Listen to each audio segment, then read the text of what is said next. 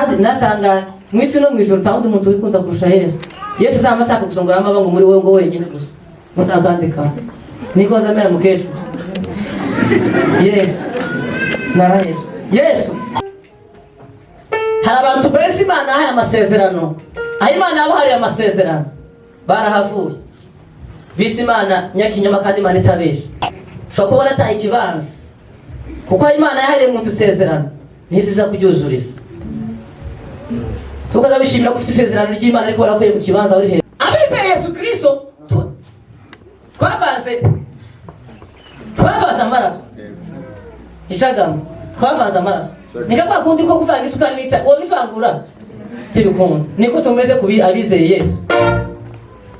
Tawo vangura Yesu muri twinta na Yesu ntaho muvangura muri mbese tura nuko nyine rewe tayidindirimbo numva mu mutima uretse kuvuga Yesu arakoze.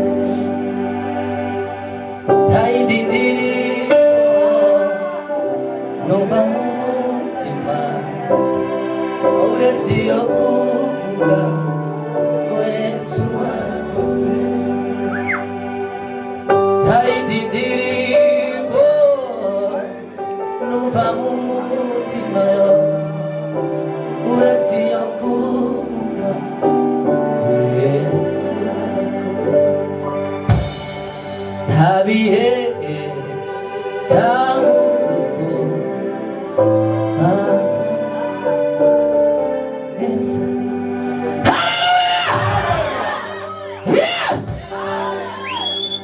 tayidindirimbo numva mu mutima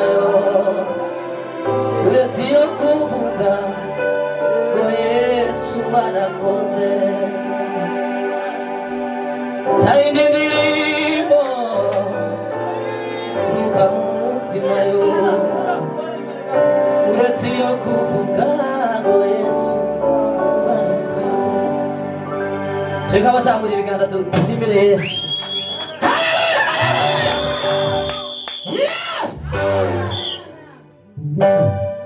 Imana ihimbazwe cyane. Turanezerewe kubera Imana. Hari umuntu wabajije ejo bundi ngo ese mu buzima bwanje muri iki kintu ukunda kurusha ibindi zose? Ndabwira ngo ni igihe mba ndi mu mwanya wo kuramya Imana no guhimbaza. Nicyo gihe niyo mwanya uza kwamo kivuga kuko ndi umuzigawe. Senta umuzigawe. Niyo mwanya uza nigira munki mbese kibagirwa kibaga ko ndumishwa abanyavyinshi baba muyomba. Ivyo sinohavyibuka. Ni mwanya wo kuramya no guhimbaza. Haleluya. Haleluya. Ni umwanya gusa numva neza unesheje ku isi. Yego. Aho muzimana muzisi. Tuzobivugana twataye. Imana ihimbaza. Amen. Hanyuma tugiye kuganira ijambo ry'Imana. Mwari mwanyumva mbwiriza? Muntegerere. Hanyuma Imana igiye kuvugana nawe. Yego. Ntabwo nivyo ngiye kuvuga. Ati Imana ateretse muri je gusa. Meze ko njya kwirobine. Warabona amazi atembaga guzwe tuteka ijerekani? Oya. Uzogenda kwirobine amazi akanyura mu irobine agashika mu ijerekani. Jewe no mwanya meze nk'irobine hanyuma umutegere ibintu. Tubasizemo naje ngiye kuba funguro kugira ngo mwakire. Wasiye yafunguye iri yakurire jide. Ese ni hano bayita gute? Umeme. Arivuze zo muri Kongo mivanga nizo mu Rwanda. Iyo umeme yafunguye iri rero zishyira mu matiyo naka tugezaho icyo Ewasa yitumye. Amen. Ewasa sibwira amatiyo mujane abaturage mushira abaturage amazi. Amatiyo nagaheza abaturage amazi binyuze ariko ni Ewasa abifite isoko. Abayavuye muri Ewasa. Tiyo uzadafite havuye. Haleluya. Rero tugiye kuvuga ntabwo bivuye muri je fitabo bivuye rero muzakire. Bivuye ku Mana. Imana ibaho mugisha rero.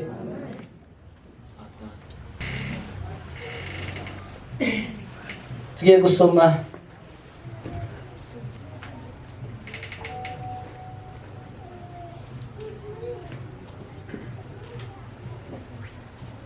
mu gitabo cya Yohani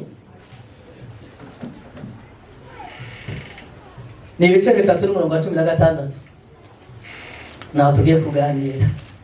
Yohani 3:16 tumubwiza kuko bwanditswe na Yohani 3:16. Haleluya. Twasomye abahageze. Haravuga ngo nk'uko Imana yakunze abari mu isi cyane byatumye itanga umwana wayo w'ikinege kugira ngo umwizera wese atarimbuka ahubwo ahabwe ubugingo buhoraho. Amen. Soma kuri 17. Kuko Imana itatumye umwana wayo mu isi gucira abari mu isi ho iteka ahubwo yabikoreye kugira ngo abari mu isi bakizwe nawe. Amen. Kuko Imana itatumye umwana wayo mu isi kugira ngo abari mu isi ho kugira ngo acire abari mu isi ho iteka ahubwo yabikoreye kugira ngo abari mu isi bakizwe nawe. Amen. Niryo jambo tugiye kuganira mu mwanya mutoya, hanyuma dutanga umwanya dukomeze tunezerewe. Tayindi ndirimbo numva mu mutima uretse iyo kuvuga ngo Yesu warakoze. Tayindi ndirimbo numva mu mutima uretse iyo kuvuga ngo Yesu warakoze. Haleluya. Amen. Mana mu ijuru yaricaye ibona kuko muri isi hakenewe kuza umuntu kugira ngo aze kureba ikintu kindi azana mu isi. Haleluya.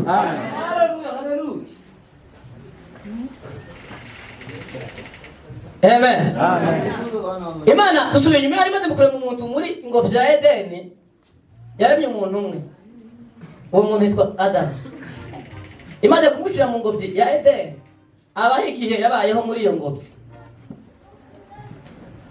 Igihe kigeze birivuga kuko wa muntu Imana ngo amusinzirize ngo buticura, niko birizi vuga. Nebese ni anesthesia bitose ubuticura. Imana ngo asinzirize Adamu ngo buticura. Ngimukora mu rubavu ngikuramo ngo Eve. Ngerangije ngira mukangura. Ngerangije ngibaza Adamu, ngese Adamu ngo yo ninde? Ngo yamavuga ngo akanakara ko muyande. Ngo kandi ngo nakavuka kayande. Amen. Hallelujah. No. Ay makuru murayasi. Hallelujah. Igihe kigeze Satani yosha Adamu na Eva mu ngobyi ya Edeni. Babasha gukora icyaha. Hari igiti kimenyesha ikibi n'ikiza. Imana irabwira ngo nimujya kuri iki giti. Ayo makuru murayazi cyane sishaka kuyajamo. Imana irabwira ati hari ibiti bibiri shize muri ino ngobyi ya Edeni. Igiti kimenyesha ikibi n'ikiza. Iki ngiki kimutagikoro. Ibindi biti byose murabyemerewe, ari iki giti nimukijya no gupfa muzuka. Ko birivuga. Hanyuma Satani kubera uburiganya n'amayeri yiwe araza abwira Adamu na Eva, aravuga ati Imana yarabashutse, nimuzojya kuri iki giti muzogira ubwenge nk'ubw'Imana. Nuko Satani yabwiye Eva, Adamu, umuntu aragenda arasoroma, arangije gusoroma ararya. Eva arangije n'umugabo ararya. Bamaze kurya muzamakuru yabashye, barahunga bahunga Imana. Kuko umunsi ku wundi Imana yagenderaga Adamu na Eva mu ngobyi ya Edeni, bari bafatanye ubusabane bwuzuye n'Imana. Ariko Adamu na Eva bamaze gukora icyo Imana yababujije mu ngobyi ya Edeni, baba ubusabane bw'umuntu n'Imana buba buratakaye. Haleluya. Hallelujah. Haleluya. Adamu na Eva bamaze gukora icyo Imana yababujije gukora mu ngobyi ya Edeni, ubusabane bw'umuntu n'Imana buba uratakaye. Imana rero isigarana akazi ko kongera kuvuga ngo umuntu nzongera sabane n'umuntu gute, ubusabane bw'umuntu nanjye buzongera buze gute. uzongera bubeho gute? Umuntu azongera muri presence y'Imana gute? Umuntu azongera abe mu mwanya w'Imana gute? Kuko Imana yasangaga Adamu na Eva bari bamaze kwatakaza bitewe n'icyo Imana yari yababuje bari bamaze gukora, batakaza umwanya wabo. Imana ije kubasura isanga ikibanza babagamo, isanga ikibanza basangamo baragitaha, bagiye kure n'Imana. Imana ihageze bati Adamu mwagiye bihe mwana w'umuntu urahamagagwa wakuremye aragushaka garuka mu rugo. Haleluya! Batakaza ikibanza cy'Imana. Hari abantu benshi Imana yahaye amasezerano, aho Imana yabahaye amasezerano barahavuye, bise Imana nyakinyoma kandi Imana itabesha. Ushobora kubona ataye ikibanza kuko Imana yahaye umuntu isezerano ntiziza kuryuzuriza. Tukaza bishimira ko ufite isezerano ry'Imana ariko waravuye mu kibanza wariherewe. Tegereza ahandi wariherewe ni Imana izi gushakira. Ushobora kubona atakaje ikibanza cyawe, Imana yagusezeranije ahantu hahandi yagusezeranije. Guma ku gicaniro hajya n'isezerano ryawe rizuzurira. Ariko Imana ni gushakira ku kibanza cyawe yarakubuze. Icaniro cyarazimye, ibihuru byarameze, utakaje isuka, umucanwa warakuzimanye. Garuka ku gicaniro, Imana iragukenera. Haleluya! Haleluya! No, Adamu na Eva bamaze gutakaza ubusabane n'Imana. Imana isigarana akazi ko kongera kuvuga ati umuntu tuzongera dusabane nawe gute? Niki kizongera kutuhuza n'Imana? Imana ijamura ku kazi ko gushaka umuntu. Imana ngigeze mu ijuru irabaza ati se ninde womanukiriye aba bana banje ko twari tubanyiriye neza none bakaba bagiye bazongera bagaruke gute? Imana yikoze mu bamarayika dufite akazi no tampamvu yo kumanukiriye. Ije muri abasaza yagato ya twe nta n'imbaraga ga nta mwanya wo kujiriye. Yikoze mu bizima apana ta wakati dufite turi mu kazini. He wirira Yohana wirira dore intare yo mu muryango wa Yuda yaranesheje. Malaika arabazatata niwe wabu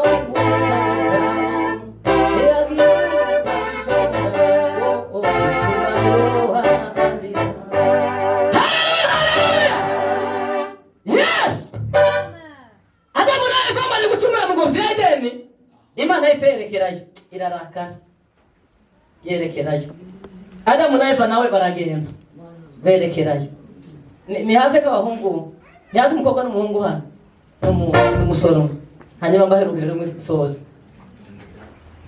Undi mukobwa naze takibazo mufite isoni ngwino menya ngwino ngwino sa mvugo ngwino na dere ko tuzari bimeze ngoze ya ede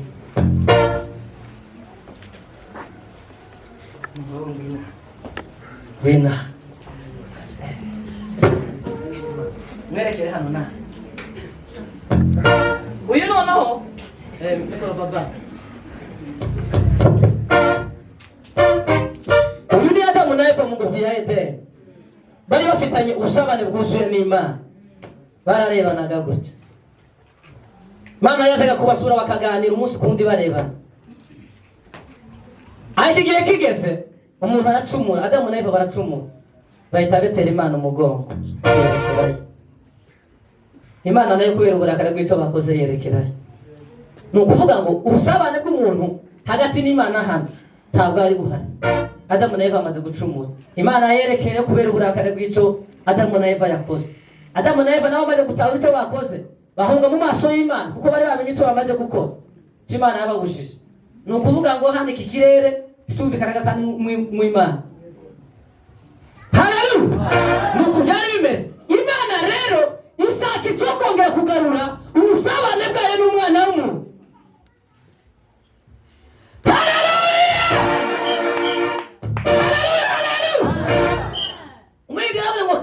Umuntu yari he? Ahubwo ngo yari mu mugambi w'Imana. Ahubwo kandi ibyishimo byayo ngo kwari kuzabana n'umuntu kwari kuzabana n'umuntu yaremye. Ntabwo Imana yari ko yishimira kubana n'umuntu gusa, ahubwo Imana yari ko yishimira kubana n'umuntu mu mugambi wayo, mu bushake bwayo, kuko Imana irebera umuntu mu bushake bwayo. Nicyo Imana yishimiraga. Imana yishimiraga kubana n'umuntu mu bushake bwayo, mu bushake bw'Imana. Ntabwo yishimiraga kubana n'umuntu gusa, oya, Imana yishimira kubanaga n'umuntu mu bushake bwayo, mu mugambi wayo. Nicyo Imana yishimira. Haleluya! Naho gusa undi Imana iteka yishimira kubana n'umuntu mu bushake bwayo gusa. Hanze y'ubushake bw'Imana nta muntu Imana izi. Haba abantu babiri, hari umuntu w'Imana n'abantu, hari umuntu abantu b'Imana n'abana b'Imana. Imana isa abantu bayo n'abana bayo irabazi.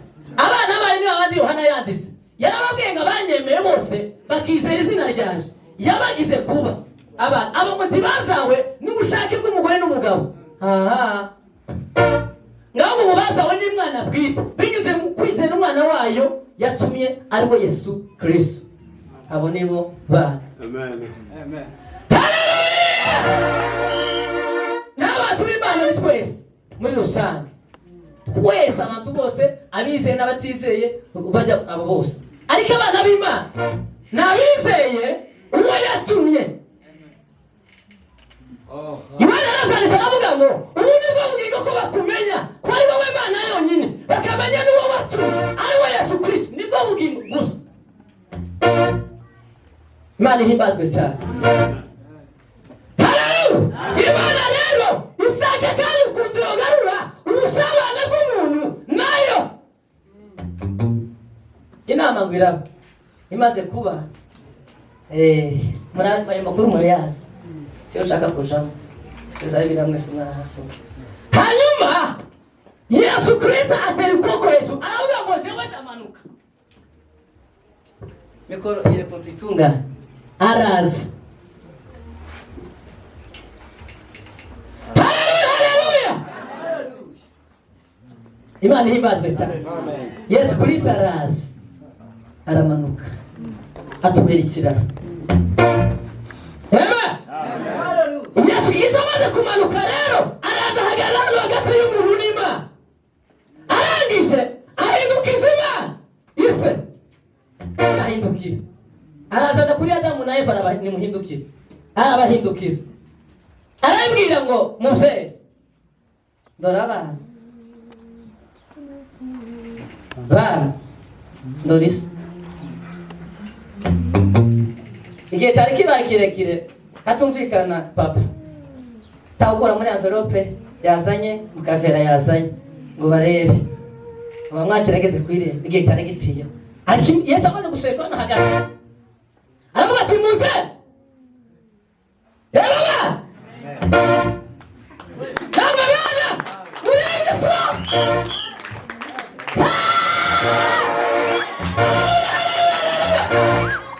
Imana ihimbazwe cyane.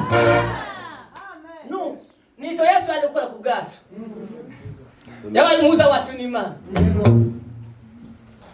Ni muri Yesu Kristo mu mibabaro ye no mu rupfu rwiwe, Imana iyumviyemo natwe ntiyabaye igitumanaho gukiranirwa kwacu. Haleluya! Yes! Nuko byageze rero ubusabane bw'umuntu n'Imana burongera buragaruka binyuze mu kuza kwa Yesu Kristo mu isi. Haleluya! Nuko byari bimeze. Ubusabane bw'umuntu n'Imana burongera buragaruka bukeye umwana wa Yesu Kristo. Haleluya! Naratangaye, nasinye amakuru umwana w'ikirara, ndumiwe. Muzamumusoma muri Luka? Yego. Yo warahuse waragenda, amakuru murayazi. Ngo kubanuse ese ngaramwishimye, tiyitaye ku makosa yakoze, tiyitaye ku ifaranga yangirije, tiyitaye ku mutungo mwinshi yishe nabi. Kubera imbabazi z'umwana, amaraso y'umwana na se. Haleluya! Turuzi njye na pasiteri dushobora gukorogana mu muryango bitabaho tugatandukana neza cyangwa uruhu undi muntu yabo, ariko bishop arasanga kariya mu ruti nk'abajura baba bankubita nuko tuvuga ni muhire tibikunda kwamataba kuko impamvu ziki z'amaraso, amaraso ni tukitabaho.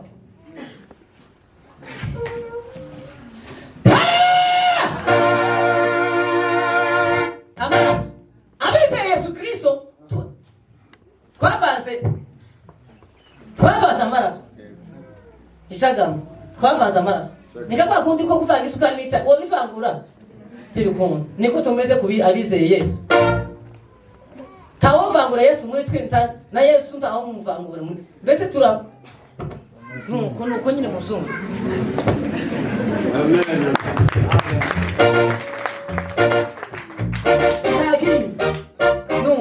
Naho niho ubuzima bwacu buri.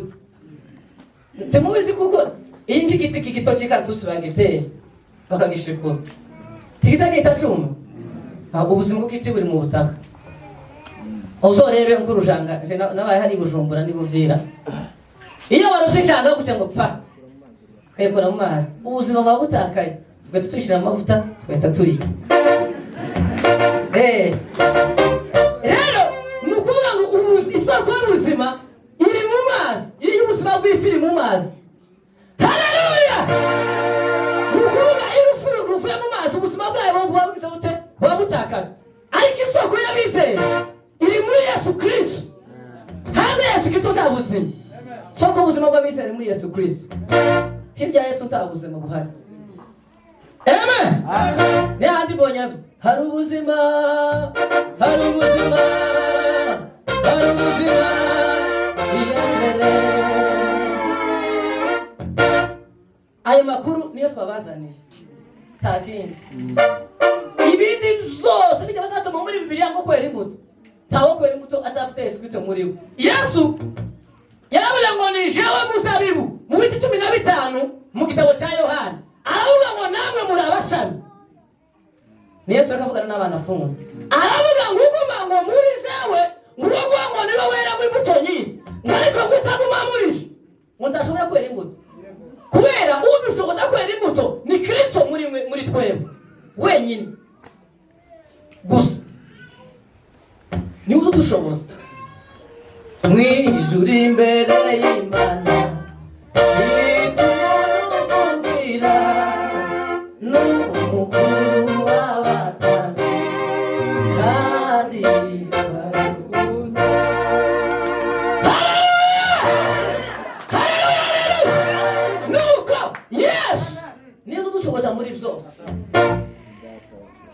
Tibikunda tato twakura twenyine tutagishobojwe nawe.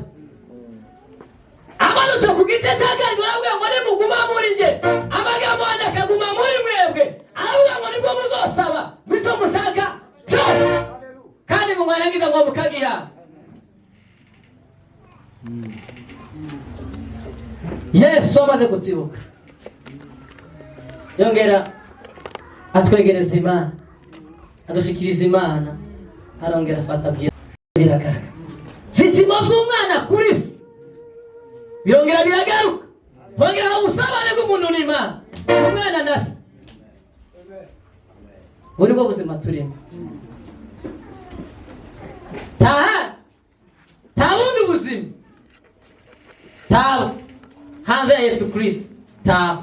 Twobaho neza twogira ifiriti n'ibirayi n'umuceri, twobusibwa tukamera neza tugasa neza ku mubiri tukisiga, ariko kubaho neza mu buzima bwizeye ni ugutunga Yesu Kristo mu buzima bwacu, tukamwemerera agahindura ubuzima bwacu n'imitekerereze, tukagira imitekerereze ivuguruye yumva Imana itekereza Yesu Kristo ku manywa na nijoro. Haleluya, haleluya. Mwitane mwebwe Imana ibahe umugisha. Ndasoje. nasoje Imana ibaho mu Yesu Kristo muri cyo aje gukora ku bwacu yaje kugira ngo umwizera wese tarimuka aho ngaho ubwingo bura Yesu Kristo ngo ntabwo yaje mu isi kugira ngo mbashyire abantu iteka ngaho ngo yaje mu isi kugira ngo abantu ngo batizwe na kubizeye bose kumwemere akamuha ubuzima bwiwe akabasha kubuyoba azakorana na Hallelujah. Hallelujah. Hallelujah. Kumwemere akamuha ikibanza muri we Yesu Kristo azokorana nawe ariko nutamukingurira mu mwize muzobana kumuturanye umuturanyi aguturana utura kandi Yesu akunda ngaturi kandi natanga mwisi no mwijoro tawundi umuntu ukunda kurusha Yesu Yesu zamasaka kusongo yamaba ngo muri wewe ngo wenyine gusa mutakandika niko zamera mukesho Yesu naraheze Yesu aramukubwira ngo ibintu bijanye n'ubusambanyi wamukora mu mutima wawe kwiba ugende ngo bireke uhabe no kuroga nawe gusikuriza uhabe n'ishari ngo rero gusigiriza uhabe no kubeshya musizemeye kubizera uhabe no gutongana no wanyuma ngivyo zose ngo muvyikuremo ngo mundeke rifasi ndahera naraheze na Yesu ko murumva atikunda izo ko yes izo zose ngo tubikuremo ngo hanyuma ngo tumureke ikibazo ngo tumureke rifasi narahanze ngo yidagadure muri twe narahanze ngo yobore ubuzima bwawe Imana ibahe umugisha murakoze cyane